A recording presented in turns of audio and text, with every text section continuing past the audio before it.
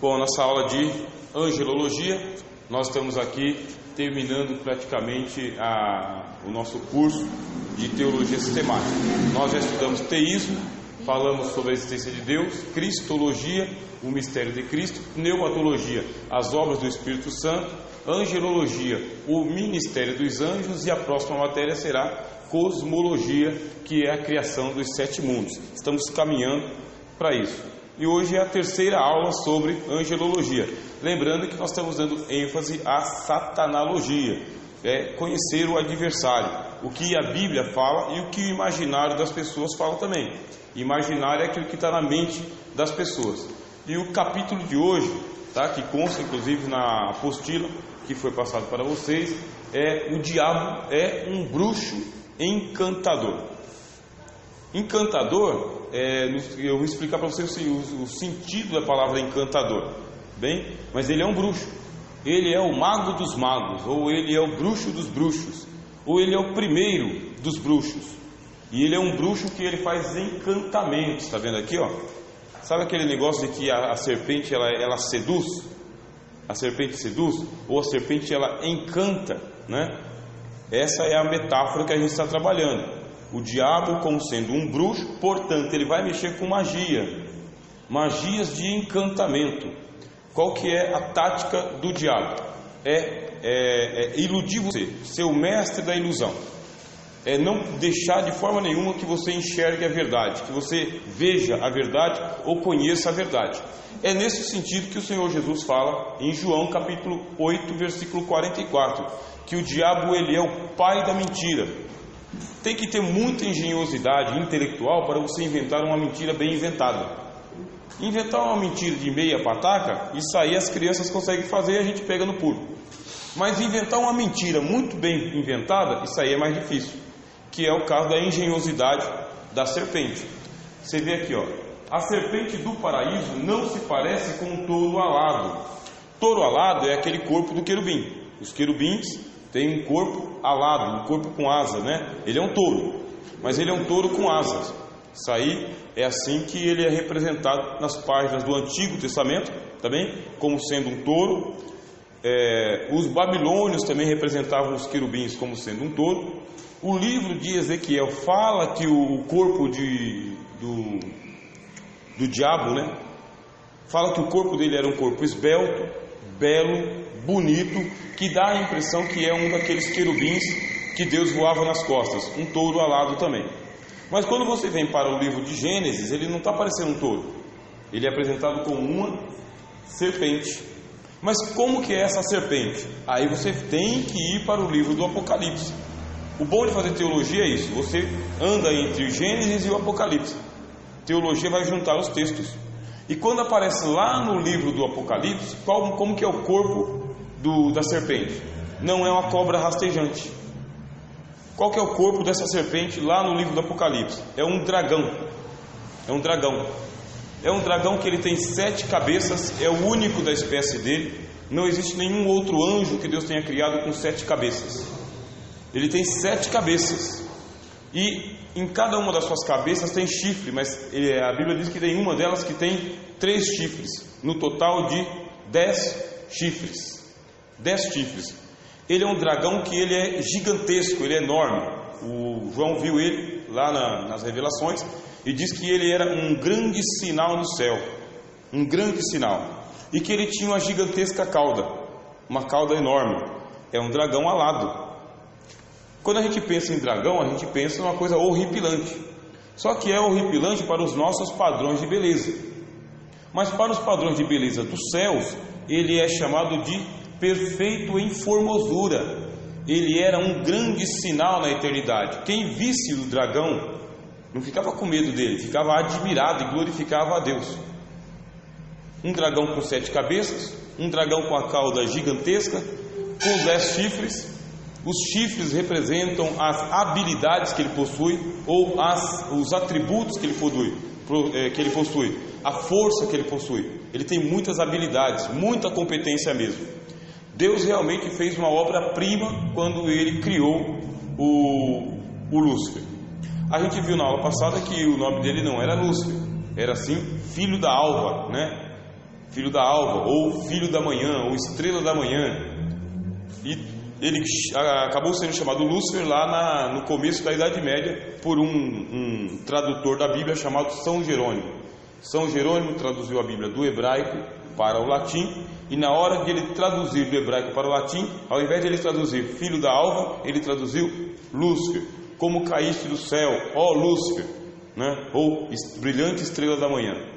Ele realmente, no princípio, ele era um ser exuberante, não era asqueroso, não era feioso, não era horripilante, não era dantesco, não colocava medo, ele não era medonho, ele era belíssimo. Todos os anjos de Deus podiam admirá-lo pela sua beleza. Se você tiver um pouquinho mais de dúvida ou de curiosidade em conhecer esse assunto, precisa estudar um pouco da angelologia, que eu falo lá na primeira playlist, porque você vai encontrar anjos lá que eles têm mais de 60 metros de altura, mais de 60 metros, um anjo. E existem outros anjos que eles são tão grandes que eles estão com os pés na terra e as mãos segurando as nuvens. É assim que a Bíblia fala do tamanho desses anjos. A gente viu aqui nas gravuras da aula passada que o espírito dele está do lado de fora. Os pés dele são pés direitos, são 2 pés de touro, pés direitos, tem 6 asas, é uma coisa assim esplêndida.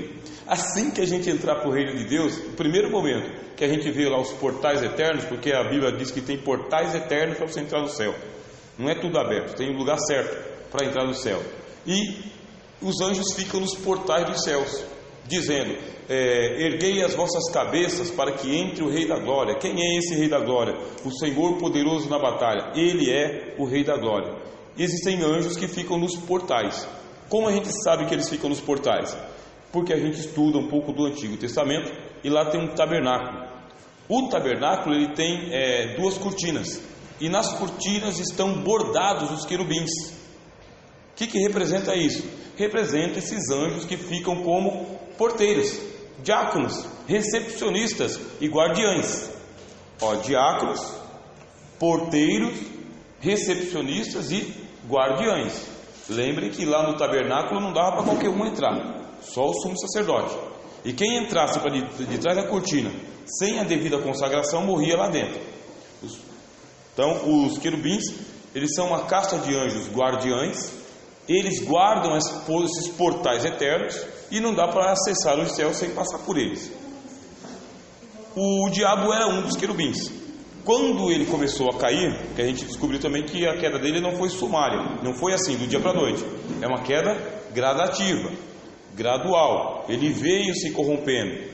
Ezequiel 28 que fala, né, que o interior dele foi se enchendo de violência pela multiplicação do seu comércio.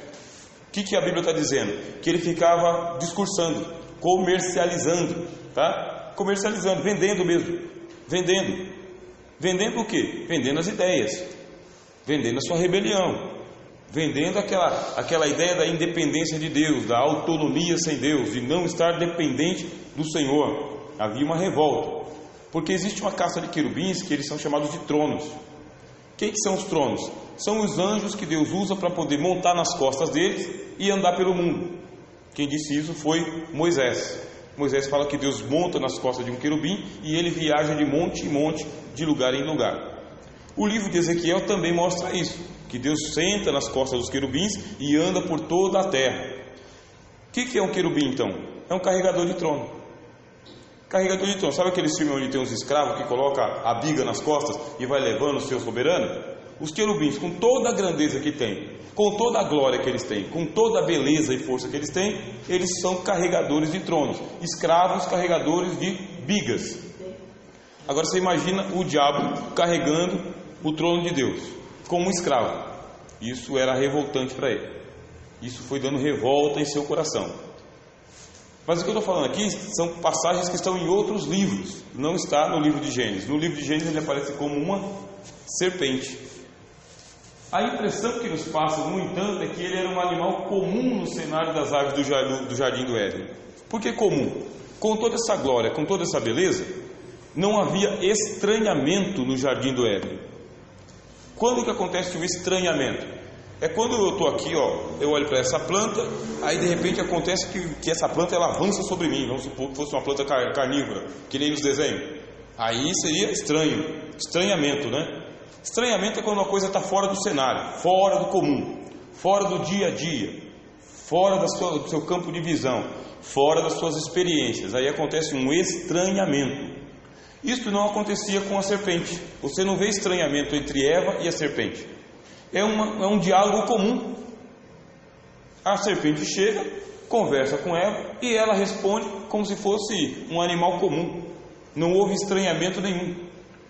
Adão e Eva viviam no paraíso em comunhão com Deus e com as belezas do reino de Deus, inclusive os anjos, inclusive o diabo, que ainda não era chamado de diabo, ele era só uma das estrelas da alva, tá bem? Mais um dos anjos que Deus criou. Eles não ficavam espantados com a aparência do Satanás ou do diabo. Não havia estranhamento nenhum. Era uma serpente, uma bela serpente. Só tem um detalhe: a palavra serpente aqui, ó, ela ganha um qualificativo. Qual que é o qualificativo?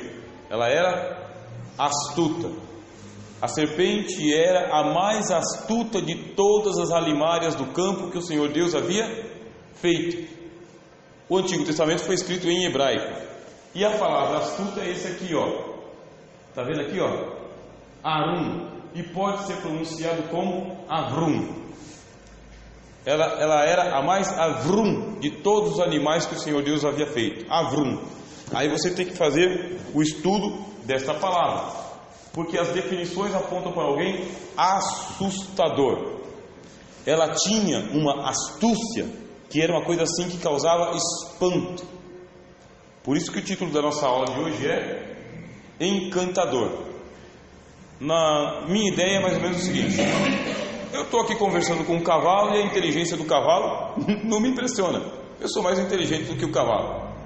Eu estou aqui conversando com um papagaio e a inteligência do papagaio não me impressiona, porque ele não é astuto. Eu estou conversando com um urso, mas o urso não me impressiona, ele não é astuto. Mas quando ia conversar com a serpente, tinha uma coisa que encantava Eva. Encantava ela. A astúcia dela era uma coisa assim que causava espanto em Eva. Ou Eva percebia que havia uma inteligência na serpente que lhe faltava. Sabe aquele negócio assim encantador de você conversar com uma pessoa que conhece do assunto, do que ela está falando, um especialista numa área, conhece do assunto e vai te explicando em detalhes, aí vai te causando espanto. Ó, isso é assim, assim, assim, dessa maneira. É isso que significa a palavra Avrum, tá bem? Era a mais intrigante de todos os animais que havia ali no jardim. E que havia uma conversação entre eles, havia, mas não é aquela conversação igual nos desenhos, tá bem? É por causa que eles entendem a linguagem dos animais, que nem a gente viu aqui na aula passada. Não havia essa dificuldade de entender o que o animal estava dizendo. E não é que o animal fala com voz humana, mas entender o que o diálogo está falando. Todavia, ainda existe aqui um mistério no livro de Gênesis, dessa conversa entre entre Eva e a serpente, porque hoje os animais não falam mais. Hoje os animais não falam mais, mas quando Deus abriu o entendimento da jumenta, a jumenta mostrou que ela tinha memória. Não sou eu a tua jumenta em quem você sempre monta e que te leva para tudo quanto é lugar? Quando foi que eu fiz isso? Ó, a memória da jumenta. Onde já viu um negócio desse? Quer dizer então que... E o corvo? Ordenarei ao corvo que te leve comida, Elias. E o corvo obedecia à ordem de Deus. Eles têm uma inteligência que a gente não acessa mais hoje, tá bem? O mundo animal. Eles têm uma inteligência que a gente não acessa. Por exemplo, as baleias, quando elas estão chegando a hora de morrer delas, elas vêm para a praia. Elas se afastam do cardume, né, se eu posso chamar de cardume de baleias. Elas vêm todas num funeral. Elas vêm lá das profundezas, porque baleia vive nas profundezas do mar.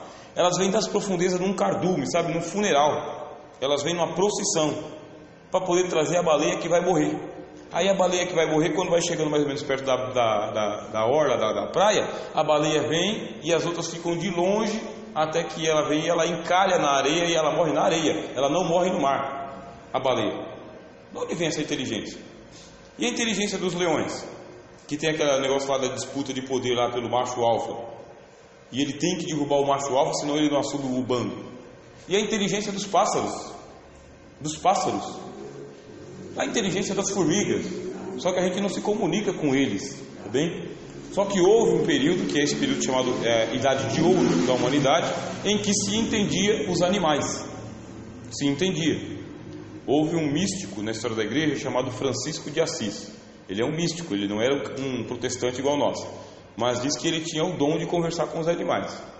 Ele conversava com os animais e os animais o obedeciam à voz dele. Obedecia. Quem tem criação de animais tem essa proximidade com eles. É um negócio interessante isso aí, né? Intrigante inclusive, né? A afetividade que existe entre o dono e os animais. Parece que se comunicam mesmo, só que não em linguagem humana.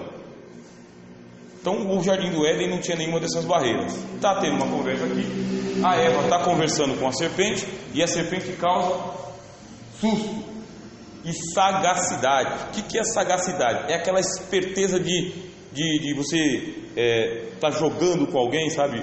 E nesse jogo a pessoa vai fazer uma aposta sagaz. Ela aposta, mas não aposta tudo, e ela aposta e ganha. Sagacidade. A serpente, ela encantava Eva, e ela, com a sagacidade dela, ela jogava palavras, e essas palavras elas causavam curiosidade. Sagacidade é isso. Eu tenho que causar curiosidade em você, porque depois que eu causo curiosidade, eu faço você fazer a pergunta que eu quero, ou faço você ir atrás da resposta que eu tenho. Sagacidade.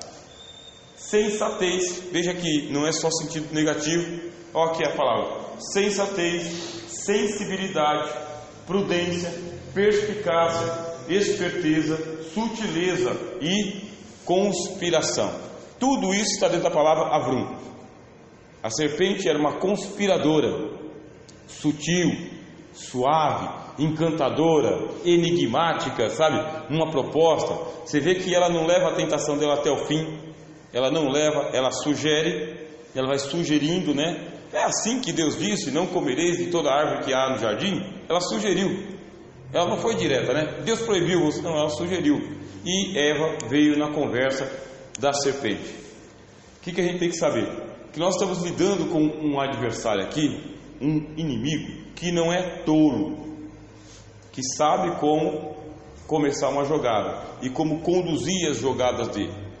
Porque por mais que ele seja o grande perdedor da história, ele não é um perdedor que se satisfaz com a derrota. Ele é um perdedor difícil de você ganhar dele, por causa que ele é estrategista. E por ele ser estrategista, aí é o cuidado que a gente tem que ter. Veja lá, o diabo é Arum, astuto, e também é Nakash, serpente. O termo Nakash está ligado com a ideia de praticar adivinhação. Aqui começa, sabe, todo o arcabouço da satanologia. Nakash, o que é Nakash? É uma palavra hebraica também, que é traduzida por serpente, mas é a mesma palavra que eles usam para adivinho. O que é o adivinho? Vamos aqui ler a sorte. Vamos ler a sorte. Búzios, tarô, hidromancia. O que é hidromancia? É eu ler o seu futuro, ou o seu presente, ou o seu passado, pela água. Aí você fala, mas isso é charlatanismo. É charlatanismo quando a pessoa que está fazendo isso é um charlatão. Mas quando ele é um bruxo, quando ele é um feiticeiro autêntico, porque tem feiticeiros de verdade, tem bruxo de verdade, tem satanista de verdade, algumas pessoas que acessam as profundezas de Satanás. Quem falou das profundezas de Satanás? Foi Cristo.